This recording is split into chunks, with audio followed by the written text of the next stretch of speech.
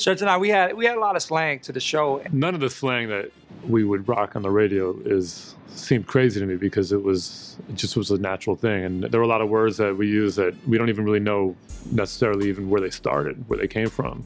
But because we were on this platform, they just went out. I would relate it to De La Soul and Third Base, how you could listen to either their first albums and really not know anything that they were talking about. Like, even to this day, like the other day I was asking Stretch, like, yo, what did potholes in my lawn mean? and you know, I think for us, I mean, Stretch has a great quote in the film where he goes, you know, I mean, we were broadcasting to you, but really you were coming into our world. Yeah, and so as our listeners came into our world, we didn't put up any fences up so that if you didn't know what we were talking about, especially when he and I were roommates, we didn't really care. And the listeners, quite honestly, didn't care either.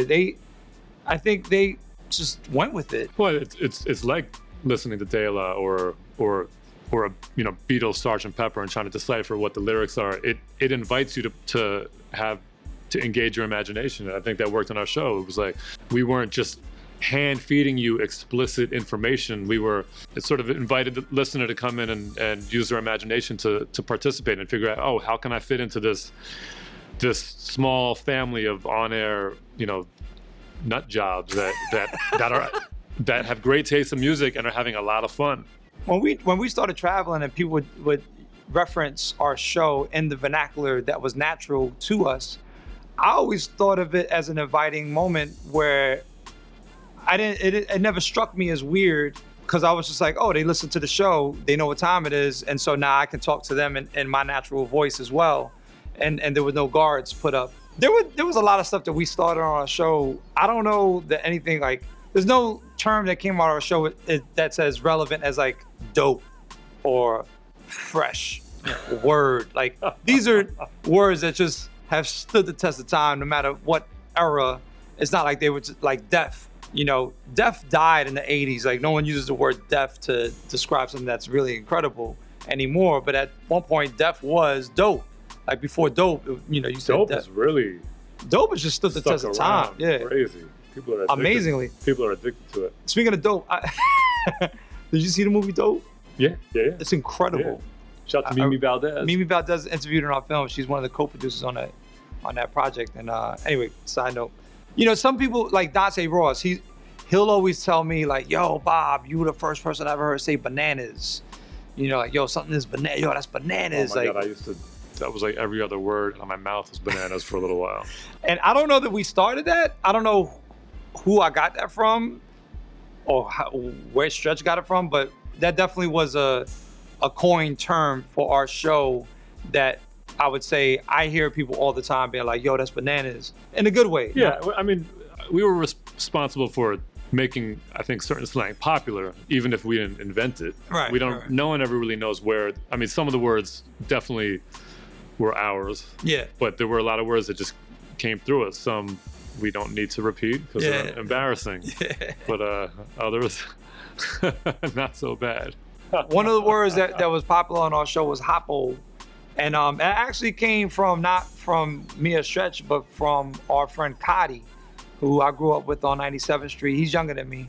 But he was a very creative mind and always trying to, like, create his own slang and everything. And, you know, one time we was on the block just all hanging out. He was probably high or drunk, I don't know. But he was like, yo, what up, hoppo? And I think it was more like out of the Marx Brothers, Harpo, Harpo. And he just kind of, like, blended it into his own hoppo. And then because I had the platform of a radio broadcast, I started saying hoppo on the air, and then other people in New York started being like, yo, what up, hoppo? And then Cotty is also responsible for Honolulu, which was the way that Stretch and I used to say peace, you know, like, yo, goodbye, you know, yo, Honolulu. And that was, again, Cotty just being twisted in his mind, wanting to say Honolulu and getting Honolulu confused with aloha. And then just somehow, did you know this? Somehow creating Honolulu. And I was like, yo, Honolulu is so dope. We're going to run with it. And then we would say that on the air. And then, yeah, hoppo, Honolulu. Amazing. I have no recollection of how Honolulu came about. I would say that's probably the word more than anything else that people that listen to our show would say. Because on Instagram, people will still shout out Hallelujah. Well, also, and that's like the ultimate signal. Like, I'm down without having to overstate your case. Yeah. You don't have to be like, yo, I used to listen to you until 5 minutes. You just say Hallelujah. We know, like, oh yeah, he's down. And also, I Taste of Cadbury was a popular one. This dude named Tola, who was one of Stretch's friends. Jason. Oh, wait, his real name was Jason? His name was Jason. He came up, and this is very early in the show's history, where basically let anybody on the air say anything. We're like, yeah, Jason, get on the mic. He steps up and he says, in a very pretentious way, "Hi, I just want to send a taste of Cadbury to my girl Michelle. You know what I'm saying?" We were like, a taste? This guy is so soft. And then it just stuck. And we just use that for, hey, yo, I want to send a taste of Cadbury. It's just absurd. Anyway, it's like most of the stuff is not funny now, like if you just hear it out of context, but Hoppo became the name of your management, not your management, but your label that you and Pete Nice had through Columbia, right. Hoppo Records, which Curious was on. Yep. I used the first Swiss beat. For anybody that don't know, I was the first one to ever use a Swiss beat on the first Lox album, All for the Love. That's the first Swiss beat ever known to the world. The guy that drew that is the guy that is gonna be my MC.